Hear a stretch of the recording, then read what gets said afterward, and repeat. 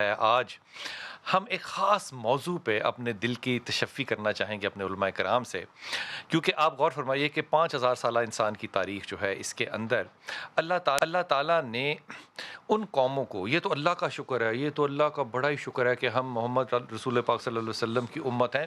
جن لوگوں نے جھوٹ بولا اللہ نے اڑا کے رکھ دیا، جن لوگوں نے کم تولا اللہ نے اڑا کے رکھ دیا، اللہ نے کہا اس اونٹنی کو کچھ نہیں کرنا، اللہ نے اڑا کے رکھ دیا۔ اللہ نے کہا آج کے دن بھائی آج کے دن مچھلی نہیں، اللہ نے اڑا کے رکھ دیا۔ اللہ نے ایک ایک ایسی بات پہ جو کہ اللہ کے حکم کی عدولی کرتے تھے، اللہ نے ان امتوں کو پلٹ کے رکھ دیا۔ بنی اسرائیل کی حدیث میں کہتی پلٹ کے، اور اس بزرگ کی بات آپ سے نہیں کر رہا جو کہ 500 سال سے سجدے میں تھے، بنی اسرائیلی حدیث ہے، اور جس کو کہ اللہ نے لفظ کا استعمال کیا تھا کہ اس کو اس لیے ختم کر دو کیونکہ اس کی معاشرے میں کوئی کنٹریبیوشن نہیں ہے۔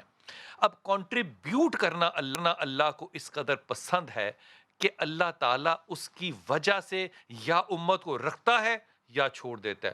یہ تو اللہ کا جتنا شکر ادا کرے اتنا کم ہے، سجدے سے سر نہ اٹھائیں کہ ہم امت محمد صلی اللہ علیہ وسلم ہیں، کہ ہم وہ تمام چیزیں کر رہے ہیں جو کلی طور پہ کسی نے کی ہوں۔ مثال کے طور پہ اللہ کی اسلام کی دنیا کی تاریخ میں ایک شخص جس کے پاس اتنا مال تھا اس کو ہم قارون کہتے ہیں، اتنا جو ظالم انسان تھا اس کو ہم فرعون کہتے ہیں۔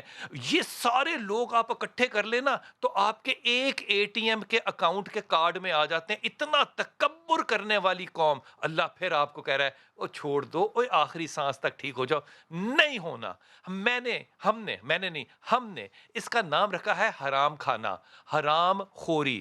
اللہ نے آپ کو رمضان میں حلال سے بھی روک دیا۔ بھائی حلال رزق کھانا اللہ نے روک دیا، روٹی نہیں کھانی، پانی نہیں پینا، تعلقات نہیں رکھنے، حلال کا نہیں رکھنے، میری بات ماننی۔ یہ آپ مان رہے ہیں، صبح سے شام تک آپ اللہ کی اس بات کو مانتے ہیں، لیکن اس بات کے درمیان میں آپ ذخیرہ اندوزی سے باز نہیں آتے، آپ لوگوں کو جھوٹ بولنے سے باز نہیں آتے، آپ قیمت کو زیادہ کرنے سے باز نہیں آتے۔ آج ایک دوست سے بات کر رہا تھا کہ قیمتیں، انہیں کہا جی کوئی اسلام سے تعین نہیں جائے، کنا منافع کھاؤ جنہ مرضی کھاؤ۔ اس نے جو مجھے مثال دی، یقین کیجئے کہ اگر میں تحمل نہ کرتا تو میرا جی کرتا تھا کہ میں اس کا گریبان پکڑ لوں کہ اتنے امیر صحابہ تھے کیسے ہو گئے۔ اتنی بڑی جہالت کرنے والے میں کیا لفظ استعمال کروں، لوگ ہیں کہ وہ شخص جس کا اونٹ آخری ابھی اپنی مقام پر ہوتا تھا اور پہلا شہر میں آ جاتا تھا، اور اگر نبی ان کو کہہ دیتے تھے کہ اس کے اونٹ کی آوازوں سے، اس کی گھنٹیوں کی آوازوں سے شہر مدینہ کے لوگوں کی نیند خراب ہو رہی ہے، وہ شخص پتہ ہے کیا کرتا تھا؟ وہ جو نکیل کی رسی ہوتی تھی نا اونٹ کی، وہ بھی جا کے صدقہ کر دیتا تھا، اور سیدہ عائشہ میری ماں کو آ کے کہتا تھا کہ اب اللہ مجھے جنت ضرور دے گا۔ میں اپنے مہمانوں کا تعارف کراتا ہوں۔ ڈاکٹر صاحب، ڈاکٹر علامہ محمد حسین اکبر صاحب، السلام علیکم سر۔ علیکم السلام سر ورحمۃ آپ کو مبارک ہو۔ اللہ، خیر مبارک جناب آپ کو پتہ نا کیوں؟ اور اب آپ کے کندھوں پہ جو پہلے ذمہ داری تھی اس سے کئی گنا اور ذمہ داری ہو گئی۔ اللہ تعالیٰ آپ کو اس کو دعا نبھانے فرمائے، کی اللہ میں توفیق عطا عطا فرمائے، آمین ہمیں ثم ذمہ آمین۔ داریوں کو آسان شام طریقے اللہ سے حضیر سر بھائی، انجام دے السلام سکیں۔ علیکم سر، وعلیکم خیریت سے ہیں؟ السلام، اللہ کا کرم، اللہ کا اور ہمارے ساتھ جناب علامہ اسید الرحمان صاحب جو ہیں وہ تشریف لائیں۔ اسید صاحب السلام علیکم سر، وعلیکم خیریت السلام، سے ہیں آپ؟ الحمدللہ۔ یہ ہمارے نا بہت ہی یہ ہماری سماکین فیملی ہے۔ آپ آئے ہیں، ہم آپ کو شدید وارم ویلکم کرتے ہیں، لیکن بات آپ سے شروع کرتے ہیں۔ حضور اقدس یہ سمجھا دیجئے کہ یہ ہم جس کو کہتے ہیں کہ حلال ہے اور حرام ہے، ہر چیز کو حلال اور حرام میں تقسیم کیا کر سکتے ہیں، یا وہی چیز حرام ہوگی جو قرآن حکیم میں اللہ نے کہہ دی؟ میں سب سے پہلے تو آپ کا انتہائی مشکور و ہم ممنون آپ کے ہوں ممنون ہیں حضرت، آپ کہ تشریف لائیں۔ آپ نے ماہ سیام کے اندر اتنا اہم موضوع جو ہے وہ آج ڈسکس کرنے کے لیے ہمیں یہاں پہ مدعو کیا ہے۔ بسم اللہ۔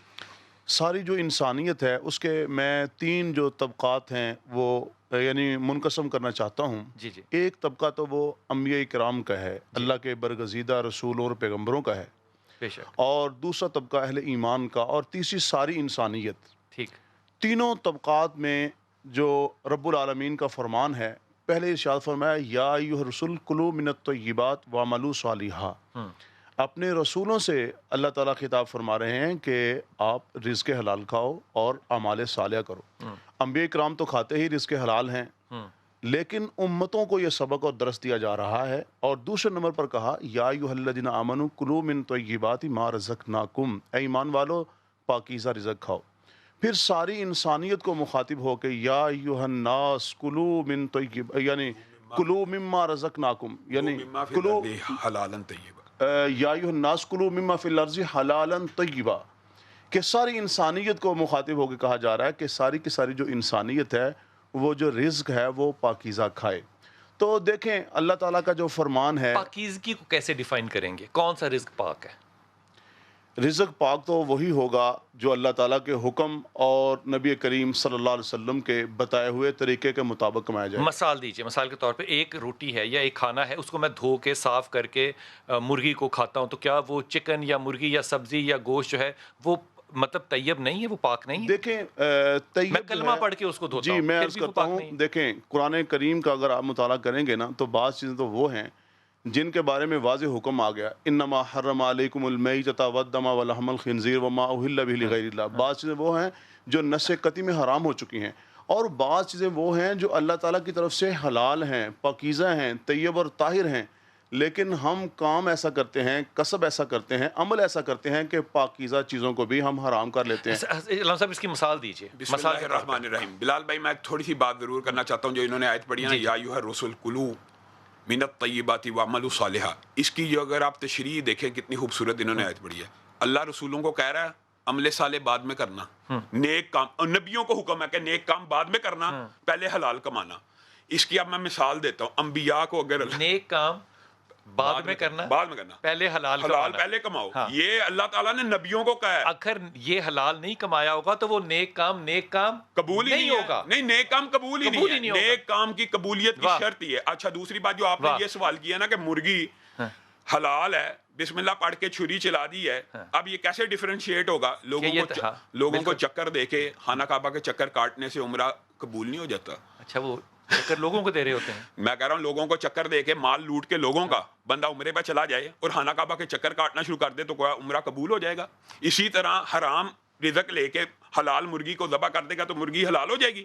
حلال نہیں ہوگی۔ سفیان ثوری نے کہا کہ وہ بڑا بے وقوف آدمی ہے جو بندہ یہ سمجھتا ہے کہ میں حرام کماؤں گا اور حرام کما کے اللہ کے حلال رستے میں خرچ کروں گا، اس نے تو یہ عمل کیا۔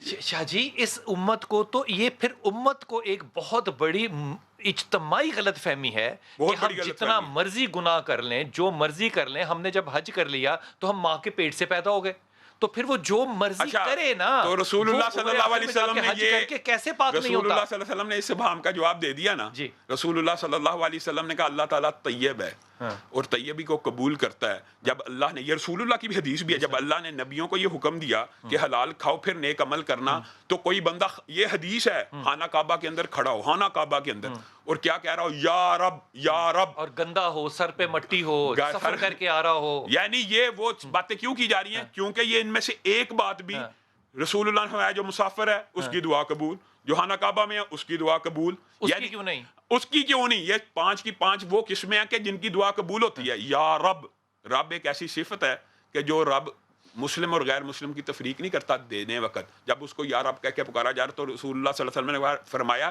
تیری دعا کو کیسے سنا جائے گا؟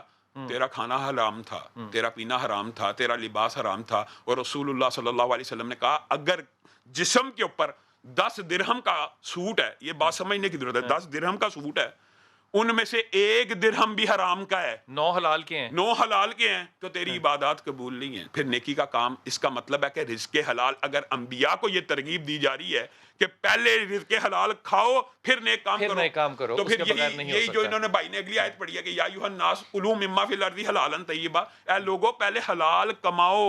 اور یہ بات بھی عجیب ہے، میں واپس آتا ہوں، میں ایک بات صرف کہنا چاہتا ہوں تاکہ بات تھوڑی سی ایکسپینڈ ہو جائے۔ حلال رزق کی جو کسب ہے نا، یہ بنیادی طور پہ تقدیر کا باب ہے۔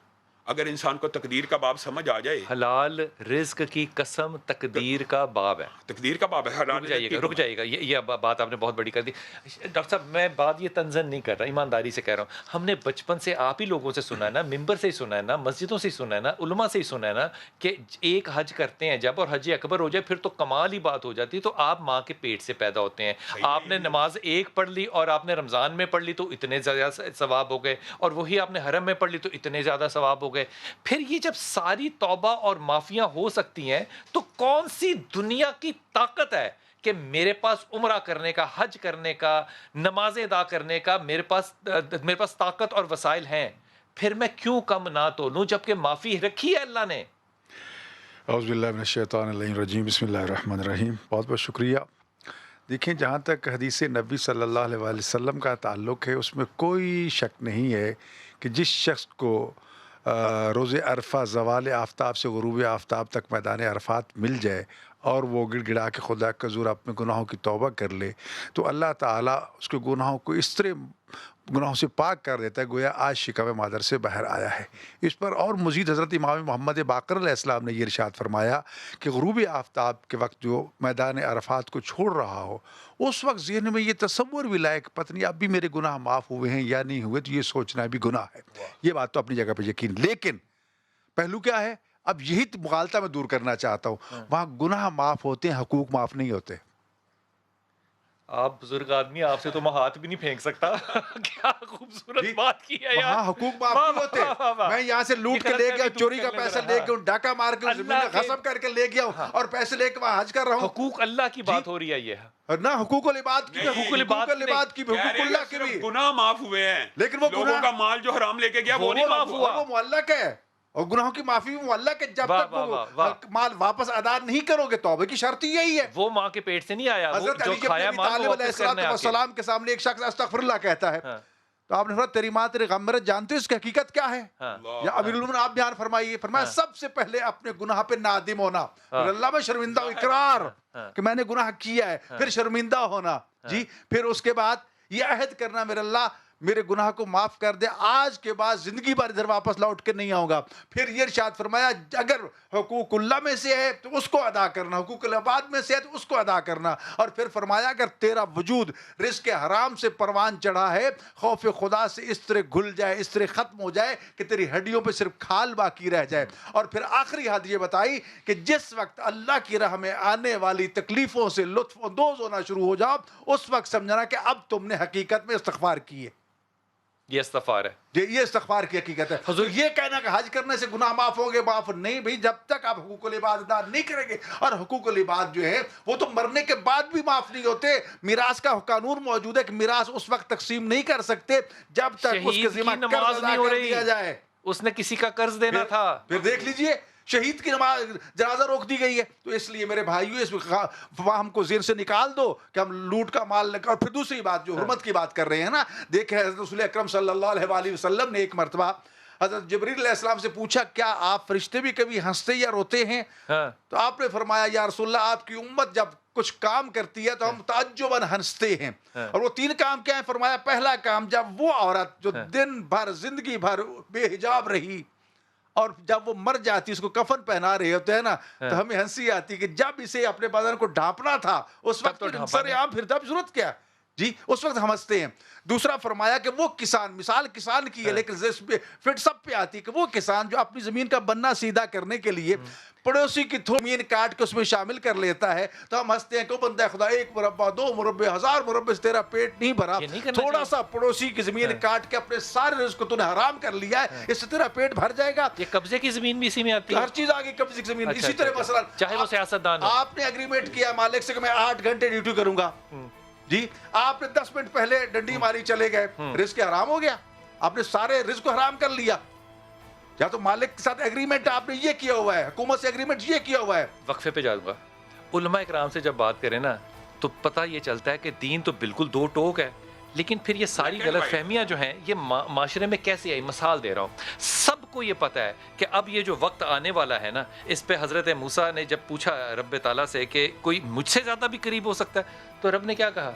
وہ میرے نبی کی امت جو اس وقت بیٹھے گی نا افطاری پہ اور سامنے لگی ہوگی، اس کے پاس طاقت ہوگی کہ کر سکے، لیکن وہ نہیں کھائے گی کیونکہ اس کو میرا خوف ہوگا اور وہ انتظار کرے گی اس بات کا۔ اس وقت میں اس امت کے اتنا قریب ہوں گا جتنا موسیٰ میں تیرے قریب بھی نہیں ہوں۔ اگر یہ باتیں سچ ہیں تو سارا دن وہ جو ہم بھوکتا ہے، باتیں سچ ہیں، میں یہ تو تنزن کہہ رہا ہوں، وہ جو ہم ساری بھوک گزارتے ہیں روزے کی، اس کے اندر عمل جب غلط کرتے ہیں تو ہمیں گلٹ ہوتا کیوں نہیں ہے؟ کوئی تو ذمہ دار ہوگا اس